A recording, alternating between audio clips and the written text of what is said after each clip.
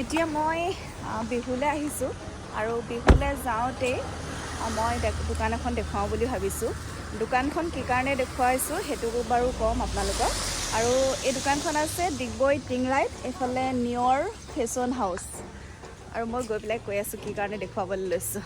ফালে উঠি গৈছোঁ, এয়া ডিগবৈ টিংৰাই হয় দেই। নিতু এয়া এইফালে হেৰি আহিছোঁ, ডিগবৈ বিহু এখনলৈ আহিছোঁ। আহোঁতে ভণ্টি দোকানখন নেদেখুৱাকৈ কেনেকৈ থাকোঁ বাৰু। আৰু মই কাৰণটো ক'ম বুলি কৈছিলোঁ যে এয়া হৈছে মোৰ ভণ্টি, মোৰ দৰে তাইও কাপোৰৰ দোকানী।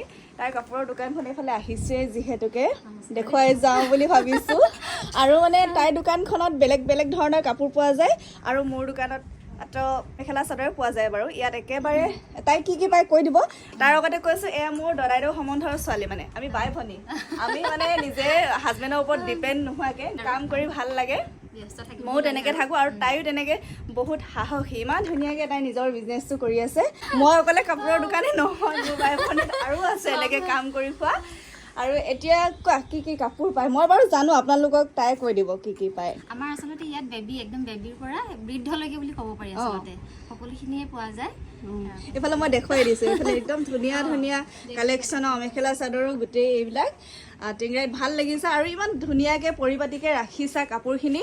আৰু যেতিয়াই সঁচাকৈ ময়ো যেতিয়া কাষ্টমাৰ আহে ন, তাৰপিছত আকৌ কাপোৰখিনি ধুনীয়াকৈ চিজিল কৰিবলৈ আমাৰ যথেষ্ট সময় লাগে। বহুত ধৈৰ্য লাগে।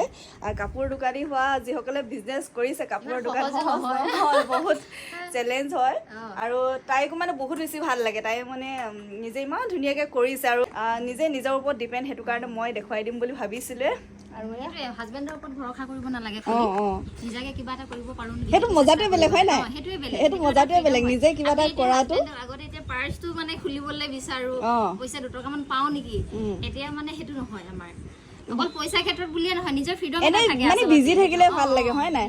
আৰু হেৰি লোকেশ্যনটো ভালকৈ কৈ দিয়াচোন, তুমিয়ে কৈ দিয়া। লোকেশ্যনটো আমাৰ ডিগবৈ টিংৰাই বুলি কয়, টিংৰাই মেইন বজাৰতে হয়। একদম সহজতে ক'বলৈ গ'লে ষ্টুডেণ্ট ফুকনৰ ঘৰৰ ওচৰতে, তেনে ওচৰতে, বিশেষ নকওঁ মানে ইয়াতে ওচৰতে নিয়ৰ ফেশ্বন লিখাই থাকিব। অকণ দেখুৱাই দিওঁ আৰু আহিব আৰু আহিব পাৰে। আৰু হেৰি বিহুৰ আগতে আহিব লাগিছিলে, আচলতে মই সময় নাপালোঁ। বিহুত মানে কৰ্মশালা মই কৰিছিলোঁ টিংৰাইত, আহিবলৈ সময় নাপালোঁ, খৰ ধৰকৈ ওলাই অহা হয়। বহুত ধুনীয়া ধুনীয়া কালেকশ্যন আছে দেই। এইফালে টি চাৰ্ট এইবিলাক জেন্টছৰ হয় না? ডিগবৈ অঞ্চলৰ বাৰু দেখিছেই চাগে দোকানখন। আৰু যিসকলে অহা নাই কেতিয়াও, মই ধুনীয়াকৈ দেখুৱাই দিলোঁ।